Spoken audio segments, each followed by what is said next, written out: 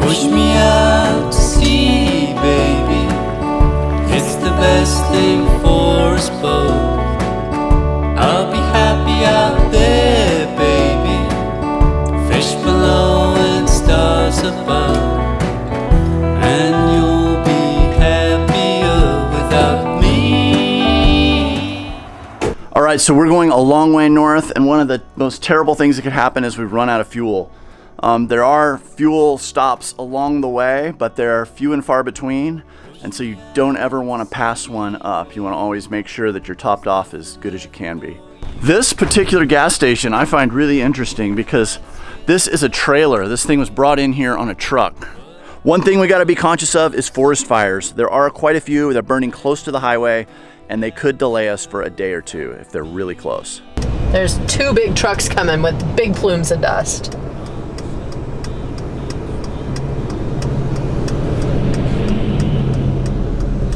And today is a super exciting day because, I don't know if you can see that blue bridge over there, but we are at the very start of the Dempster Highway. This is Canada's only all-season maintained road that takes us north of the Arctic Circle. We are going to the top of Canada, the very most northern point you can drive to. It's supposedly going to be fantastic and very spectacular.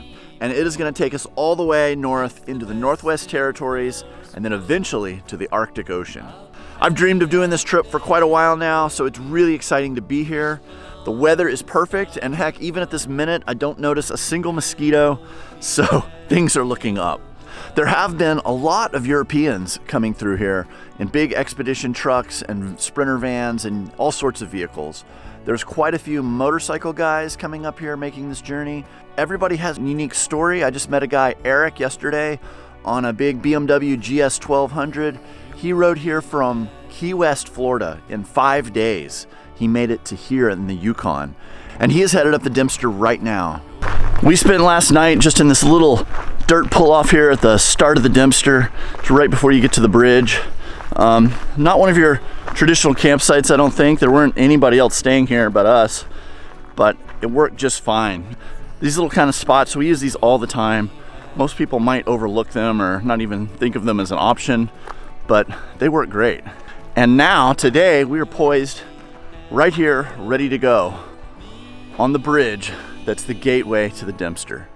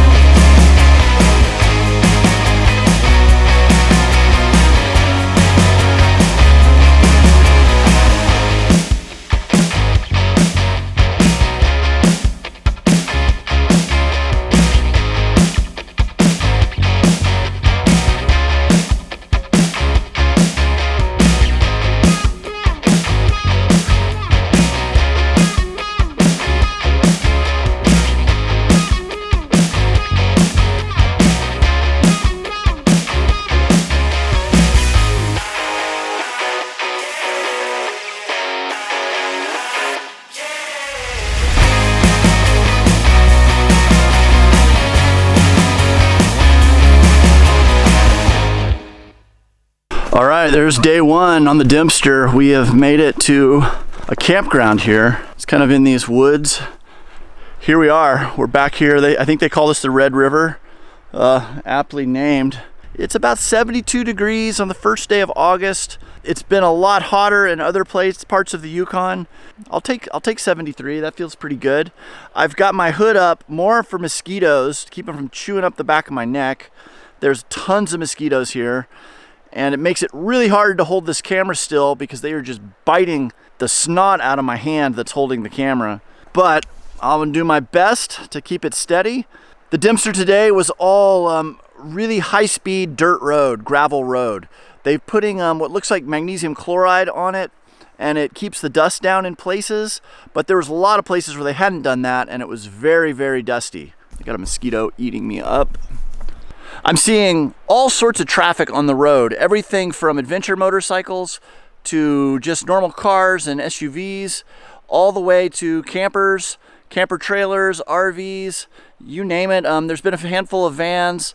Haven't seen too many big Overland trucks yet, although I know they're running up and down here too. It's been an easy drive. I would call it a 45-mile-an-hour dirt road. They actually, the posted speed limit is, I think, faster than you would normally want to drive on this thing, because it does have a reputation for chewing up tires and getting people flats. But we've been driving a little slower than that just to take it easy on our tires. But it is a nice gravel dirt road, no four-wheel drive, no high clearance or anything like that needed. It's pretty much a cruiser. It's just extremely gravelly, dirty, and dusty. There's a lot of dust when these 18-wheelers come through. You just can't see for 15, 20 seconds until the dust settles. All that is to be expected, and the scenery up here is top-notch. Now, we do have a lot of haze in the air just from the forest fires that are going on. In some ways, all this stuff in the atmosphere makes the mountains look bigger. It's kind of impressive, but it also would be nice to see this when the skies are clear and you can really see as far as you normally can. But it's gorgeous. What an awesome thing, and so far, we're really having a blast on the Dempster, and it's been a good time. So we're gonna hang out here tonight. We're gonna get some work done. I have a video to edit for you guys that's gonna show up on Friday at 5 o'clock. But I wanna thank my patrons first and foremost. Thank you guys so much for your support. Everyone's listed right here. And please consider joining our Patreon. We are gonna be making field guides from this whole tour of the Northwest. And we also have them for Baja, Mexico. Maybe even click the Patreon button. And it's gonna be a place where you can find all the information that we wished we would have known before we went on this trip. So there's a lot to share about up here, and be looking for those coming out soon. Once we finish the journey, we'll start working on those and getting those up on our Patreon site where you can download them as quick as possible. And hey, please hit the like and subscribe button down below. That really helps our channel grow. It means a lot. All right, I'm gonna head back to camp and just kind of enjoy this evening here on the Dempster Highway. We'll see you guys in the morning. All right, good morning, Engineer Creek Campground. It's a nice night here.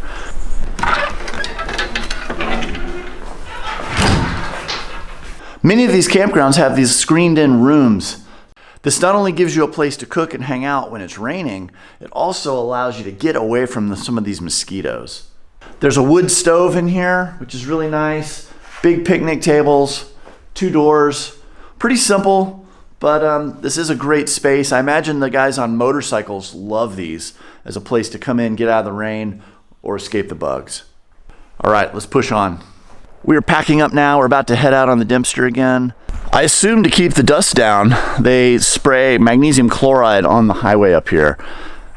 It puts this sticky, dusty mess on the side of your vehicle. You can see it almost looks like a really nice fade right now. It's like perfectly uniform. But if you touch it, you end up with this kind of waxy, dusty mess on you. My tire bag is just, it almost looks fuzzy from all the dust and stuff that is stuck to it.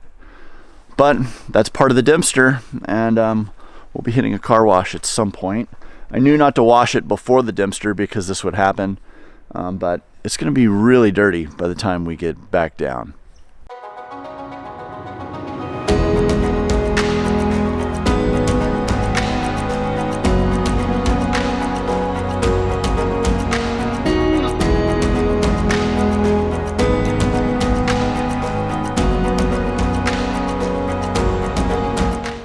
What's your name? I'm Len. Lynn, Peter. Peter, please Nice to meet you. This is Kathy. Hi, Kathy. Hi, nice to meet you. So we just ran into Lynn on the road here. He's got a dead battery. We're hoping it's just a dead battery, and we're going to try to boost it with the battery booster.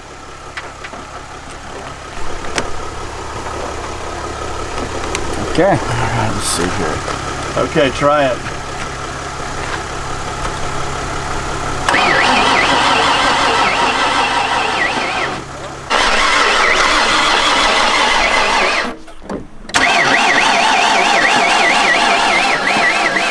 Yeah, there's not quite enough cranking on it.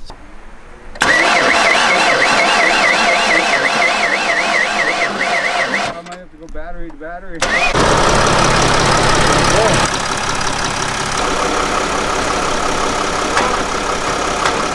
It's worse. But it seems worse. Worse. Do you have a like voltmeter on I here? do, yeah. Nothing. Yeah, DC right here. Yeah, 20 volt DC. Alright. So coming from yours, I'm getting. Oh, it's only 10. So Same there. that's Let's not see. enough. That is not What does it enough. go to when we pull this off? It should be less.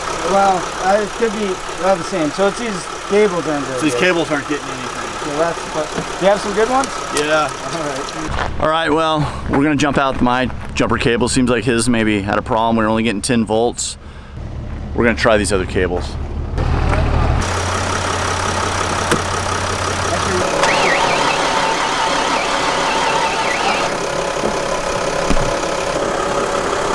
What do you do up here? Right now we're surfacing, so we've got a little packer we got up the road there hired on with the government. So Yeah. and we're trying to get a water truck on as well. Okay. Interesting. How are you up here all year long? No, I was actually trying to be a gold miner, but that hasn't been working this year. So Oh, really? yeah. Oh man, I'm sorry to hear that. That No, would I be know, really I know, cool. that would be better. But here I am, broke down on the side of the road. Yeah. I'll try it again, see if 9-7. 13.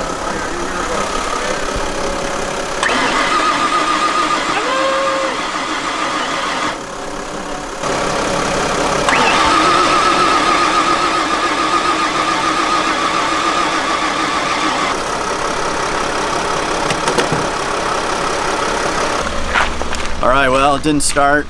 We tried the cables and the jumper box, neither of them got it started, so that gave me a little more confidence in my jumper pack, which should have been fine, but I think maybe his truck's not getting fuel for some reason. He ran it out of gas, and so maybe something's just not pumping. Where should I drop you? Well, good luck to you. I Okay, hope well, it- thank you. get it Yeah, fixed. good luck. Yeah. Hope you get rolling. Alright. All right, Take see ya. care. Bye-bye. All right, it's always good to try to help a fellow traveler, in this case a worker, in need. So we drove him back here to the work camp, the maintenance yard, and hopefully he'll get his truck sorted out.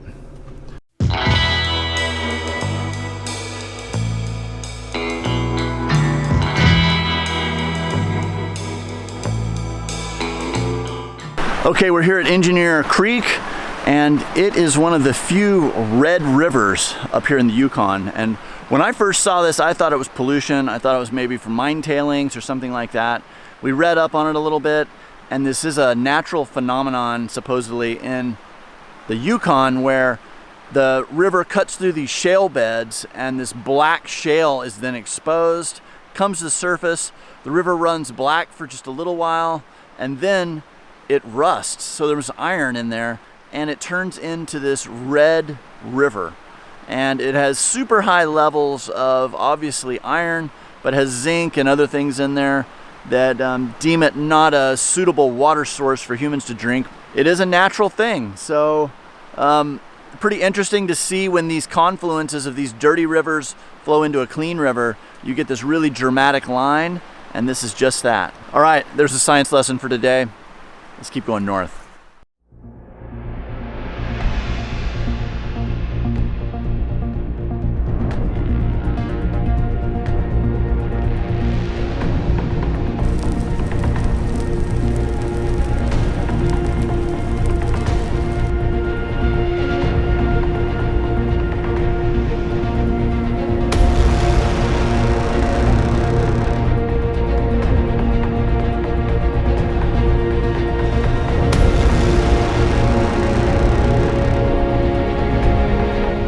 All right, so we're just driving through here and there are forest fires that are burning right up to the edge of the road.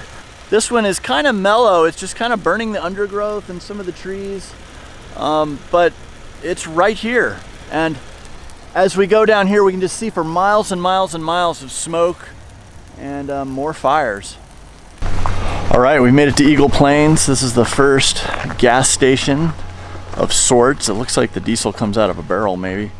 But, and then this is the hotel and restaurant and whatever else we're about to find out. They do have showers. That's tempting. Although I'm kind of wondering if we should keep trucking and get out of here because this fire looks like it's kind of blowing this way. And we do not want to get stuck somewhere with the road closed if we can avoid that.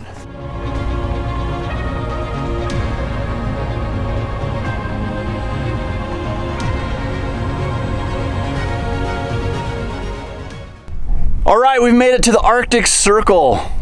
The cool thing about being in the Arctic Circle and parts north is that at least one day a year, it is daylight for 24 hours a day. And the farther north we go, the more daylight we get. And then in the winter, it's dark for one day a year, or dark for more days a year. We're here today, and actually last night at about midnight, you could probably drive a car without the headlights on. It was that bright.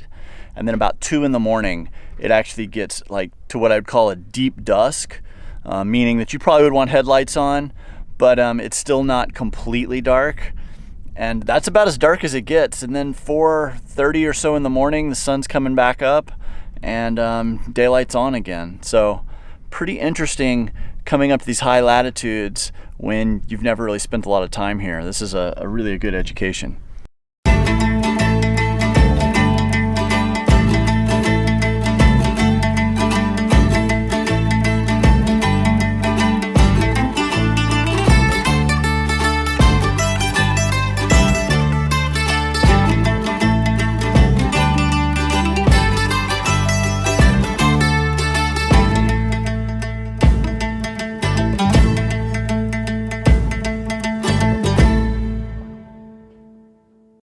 All right, we made it to the border of the Northwest Territories. This is a brand new province for us. We are stoked.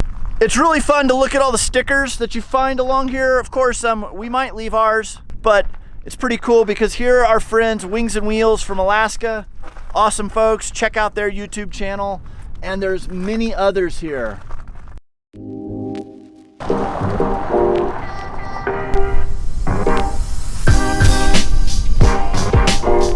All right, Overlander has turned us on to just this little pull out that's just off the side of the highway.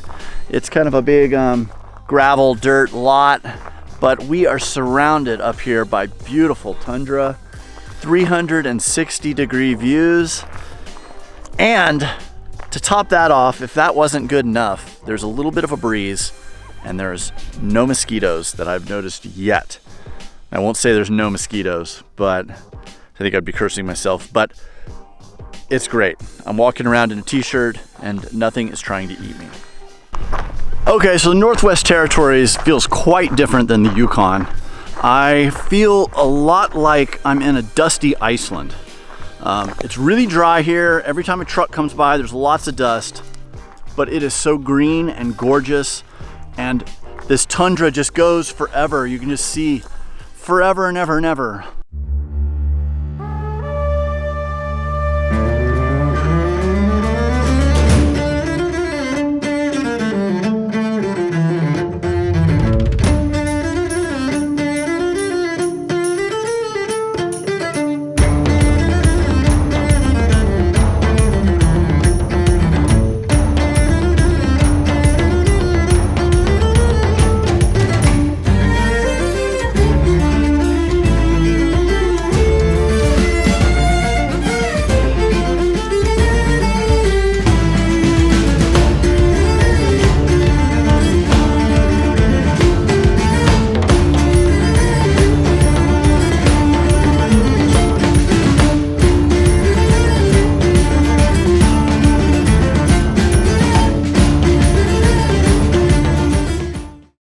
Good morning, Northwest Territories. It is exciting to be here for the first time. But we have about a little over 400 kilometers still to go to get to Tuktoyaktuk. So we got to get trucking. We're going to head out this morning and head over to McPherson, probably get fuel there, and then keep going. So let's do it.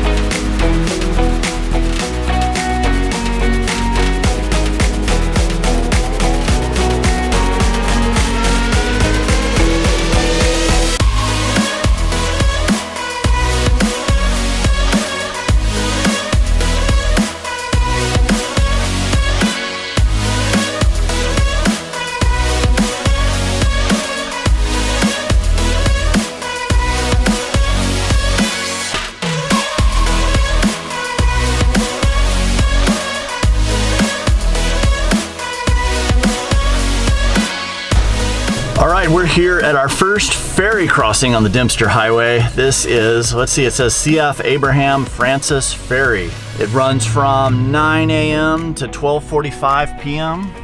It's a tiny little ferry. It looks like it runs back and forth maybe on a cable. There's a cable here anchored in to the side of the road, and it is all dirt.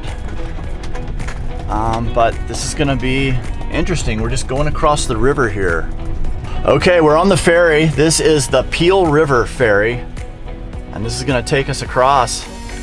All right, we're ferrying right now across the Peel River.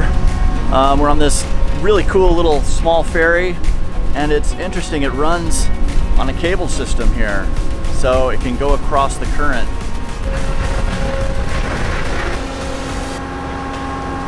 All right, we're almost halfway across. This is a free ferry. You just drive on, like on our crossing here, there's 3 cars on, and it just goes back and forth continuously. All right, I better get in the van. We're about ready to go.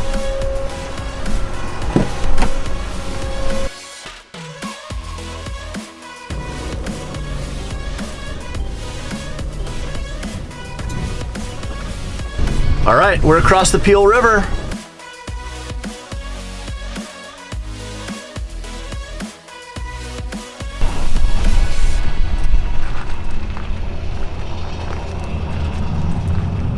All right, we're here at our second ferry. We're going across the McKenzie River, one of the great rivers of the north.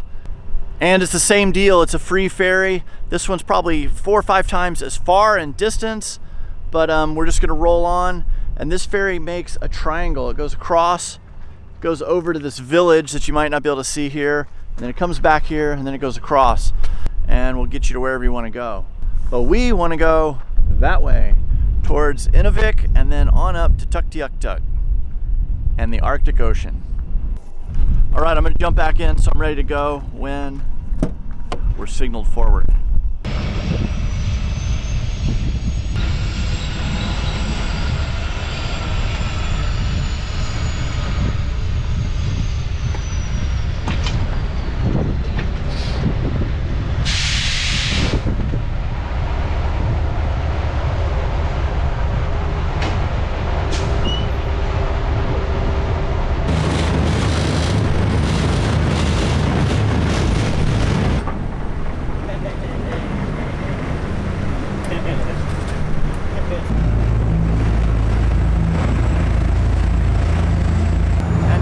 Headed to the other side to actually make our crossing.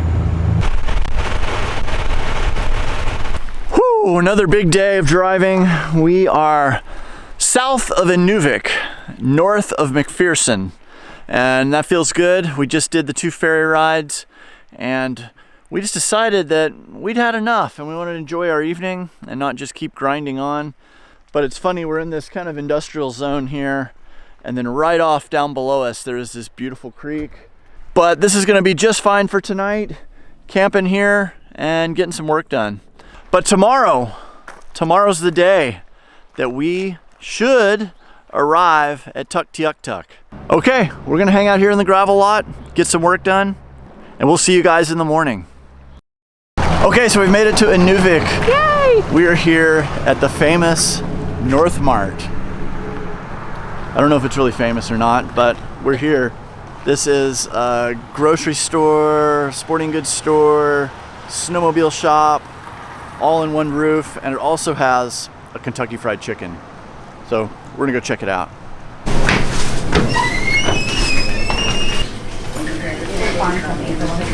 In the province to review a founding member of the Guatemalan Front War. He says this organization is willing to train people. We're getting ready to go see what they have to eat. We're starving.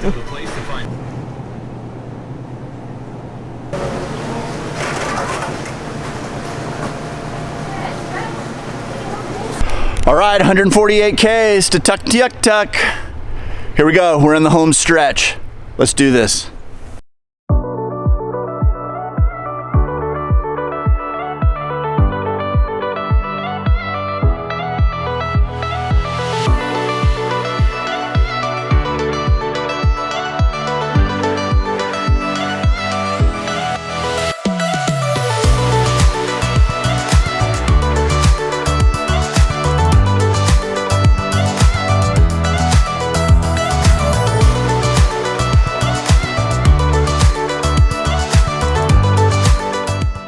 All right, we're in Tuktoyaktuk. This right here is the Arctic Ocean, and what a wild place. I'm super excited to be here.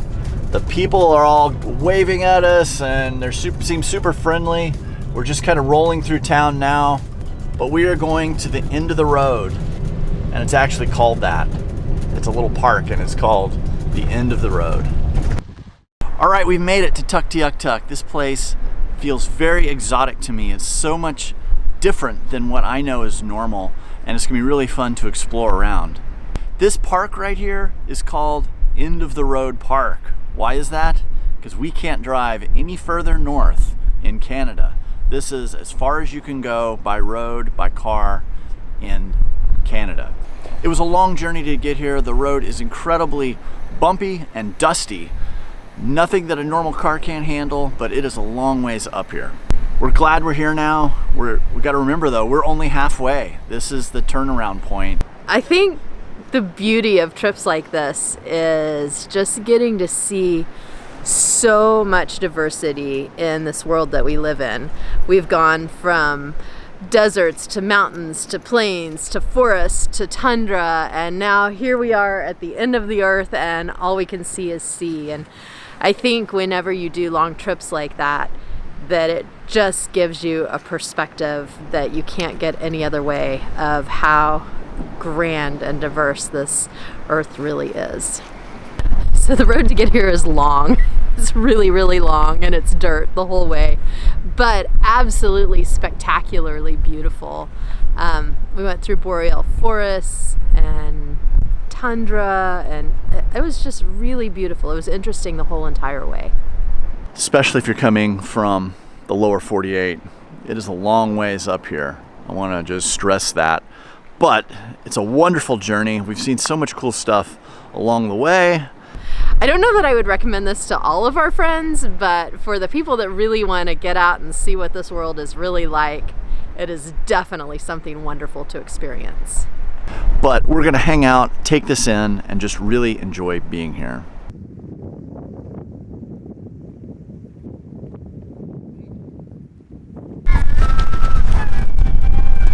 This is the end of the earth. We're going to the very tip of this little spit, and as far as we're concerned, this is it.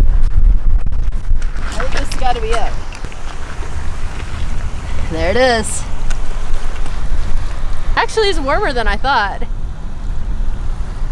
Is it? Yeah, it's not too cold, honestly. That's pretty cool. Maybe I will go swimming tomorrow. Okay, nothing like a day at the beach on the Arctic Ocean.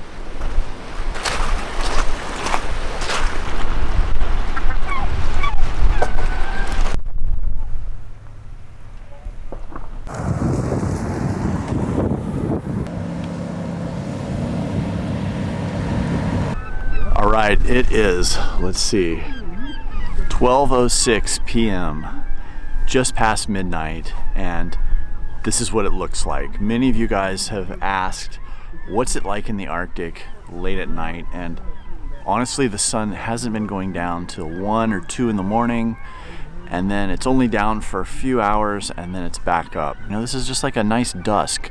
Like, I think of this as a time you could drive in your car without your headlights on. You might be thinking about turning them on, but you don't feel like you quite need them yet. It's about that bright.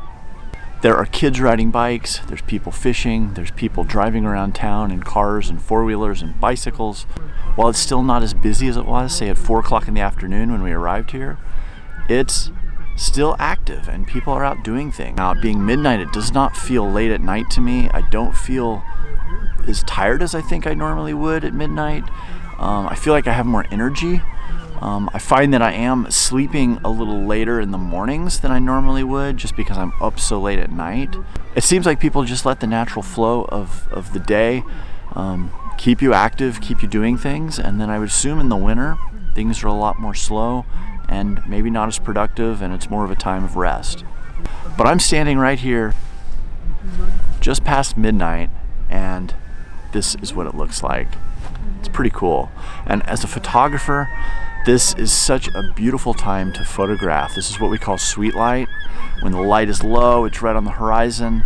I have about 4 or 5 hours of sweet light every day, and I just can't imagine doing a photo assignment up here where I had that amount of time to work.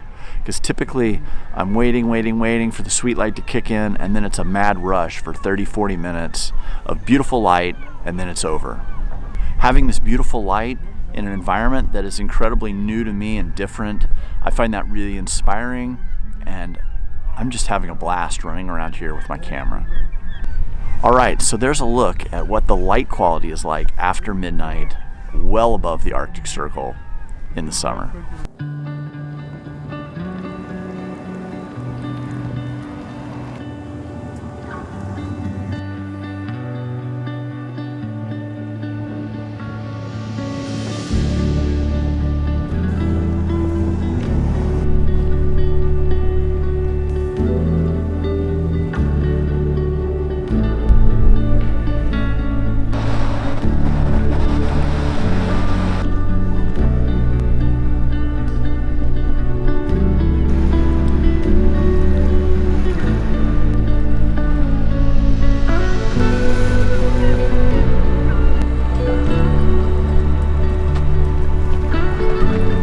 On the back of the Arctic Ocean sign, many travelers have left their mark in the form of a sticker. We have as well, and it's fun to see many of our friends' stickers on the back of this sign.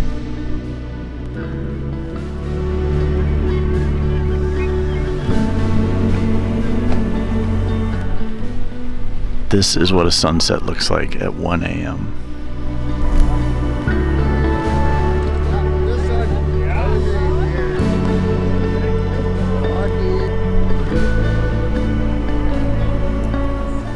So we've made it to Tuktoyaktuk, and I hope this just inspires you guys to go on your own adventure and chase whatever it is that interests you. It doesn't have to be the furthest point north, but maybe it is.